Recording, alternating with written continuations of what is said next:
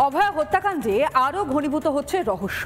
Viral assistant super এবং অভয়ার বাবার অডিও ক্লিপ। 3 বার ফোন করে 3 রকম কথা হাসপাতালে।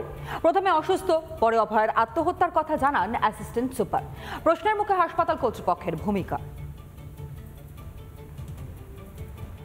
ওর শরীরটা খারাপ, আমরা ভর্তি করাচ্ছি ওকে, আপনি কি ইমিডিয়েট আসতে পারবেন? ওর কি জ্বর হয়েছে?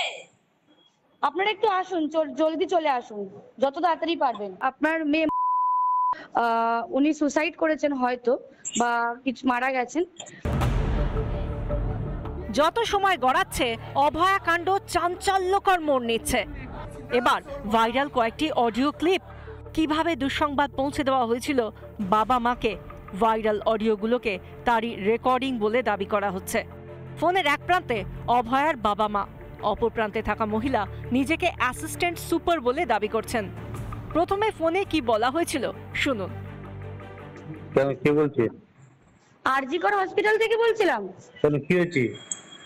ওর একটু শরীরটা খারাপ হয়েছে, আপনারা কি একটু আসতে পারবেন ইমিডিয়েট? কেন, কি হয়েছে? কি ওর শরীরটা খারাপ, আমরা ভর্তি করাচ্ছি ওকে, আপনি কি ইমিডিয়েট আসতে পারবেন? ওর কি জ্বর হয়েছে? আপনারা একটু আসুন, জলদি চলে আসুন, যত তাড়াতাড়ি পারবেন। পরের ফোনে আরো জরুরি তলব, তড়িঘড়ি আরজি করে চলে আসার আরজি। হ্যাঁ বলুন। হ্যালো হ্যালো, হ্যাঁ বলুন। বাবা বলছি। হ্যাঁ বলুন বলুন। কি হয়েছে, কি সেটা বলো না একটু। ওনার অবস্থা খুবই খারাপ, আপনি যতটা তাড়াতাড়ি পারবেন চলে আসুন। আপনি কে বলছেন বলুন তো? আমি অ্যাসিস্ট্যান্ট সুপার বলছি, আমি ডাক্তার বলছি না। আপনার মেয়েকে আমরা এমার্জেন্সিতে নিয়ে এসেছি, আপনারা আসুন, এসে যোগাযোগ করুন। অবশেষে তৃতীয়বার অস্পষ্টভাবে বাবা মাকে জানানো হলো মৃত্যুর কথা। হ্যালো, হ্যাঁ অ্যাসিস্ট্যান্ট সুপার বলছি। হ্যাঁ হ্যাঁ শুনুন, আপনাকে তখন বারবার বলছিলাম, ব্যাপারটা হচ্ছে যে আপনার মেয়ে উনি সুসাইড করেছেন হয়তো, বা কিছু মারা গেছেন। পুলিশ রয়েছে, আমরা হসপিটালে সবার সামনেই রয়েছি, ফোন করছি, আপনারা যত তাড়াতাড়ি পারবেন চলে আসুন। আমরা আসছি, এক্ষুনি আসছি। হ্যাঁ খুব তাড়াতাড়ি চলে আসুন। 3 বার 3 রকমের বয়ান। কিভাবে ময়নাতদন্তের আগেই বলে দেওয়া হয় আত্মহত্যা?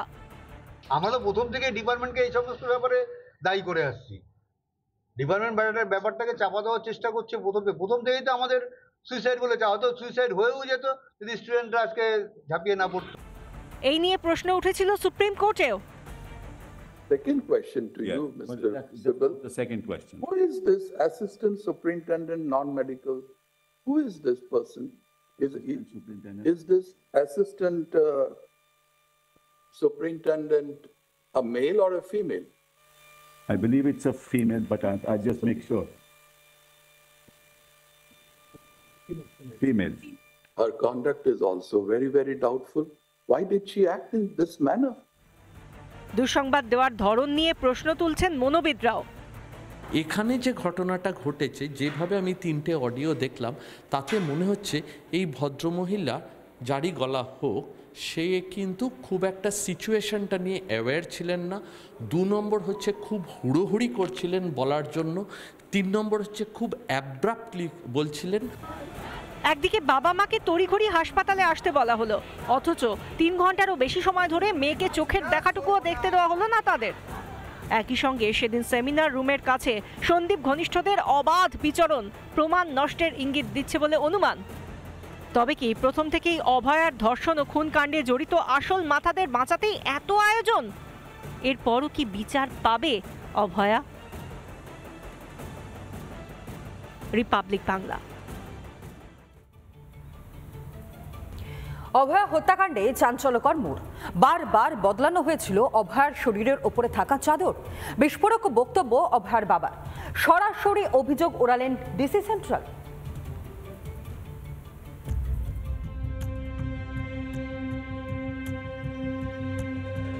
দেখিনি, কিন্তু আমাদের দেখেছি সবুজ চাদর গায়ে ছিল, এটা বলতে পারবো। মানে চাদর রহস্য একটা কালার নিয়ে কিছু একটা থাকতে পারে। যেই চাদরটা দিয়ে কভার করা হয়েছিল সেটা কিন্তু নীল ছিল।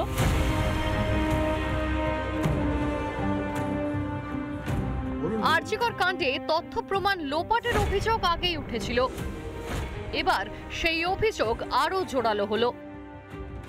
ঘটনার দিন অভয়ার দেহে জড়িয়ে থাকা চাদরের রং নিয়ে বাড়ল রহস্য।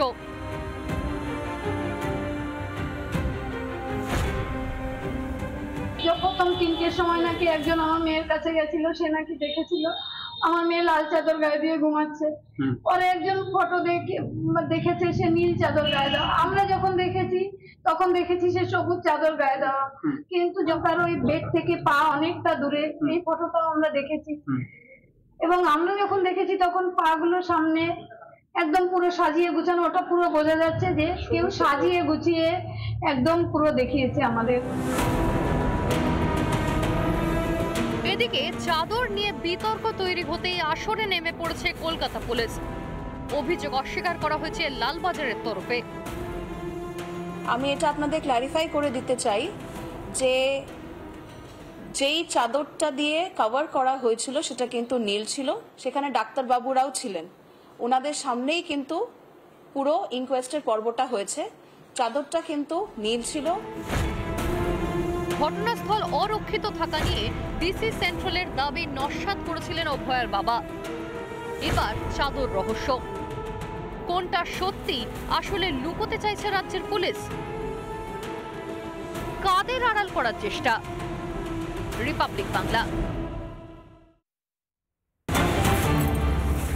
মেয়েকে হারিয়েছেন তারা, কিন্তু এখনো পর্যন্ত আতঙ্কে অভয়ের পরিবার। স্ত্রীর জন্য চিন্তায় অভয়ের বাবা। অভয়ের বাড়িতে বসানো হলো সিসি ক্যামেরা। স্ত্রীকে নিয়ে চিন্তায় অভয়ের বাবা এবং একা ছেড়ে বাড়ির বাইরেও যেতে ভয় পাচ্ছেন অভয়ের বাবা। সিসি ক্যামেরা বসিয়েছেন বাড়িতে। মেয়ের খুনের পর আতঙ্ক যেন জাঁকিয়ে বসেছে এই পরিবারকে। এখনো পর্যন্ত তারা আতঙ্কের মধ্যে রয়েছেন।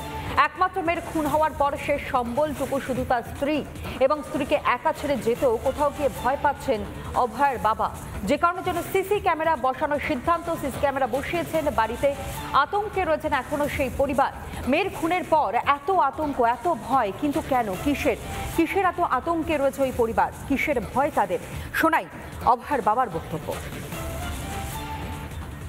এটা লাগাচ্ছি জাস্ট আমাদের নিজেদের বাড়িটা, তো আমাদের এর পরবর্তীকালে আমি যদি বাড়ি থেকে বেরিয়ে যাই তাহলে তো আমি ওনাকে রেখে তো আমি মানে মেয়ের মাকে রেখে তো আমি কোথাও যেতে পারবো না। বাড়িটা কার? হ্যাঁ, আমি নিজে বাড়িটা কার উপর রেখে যাবো?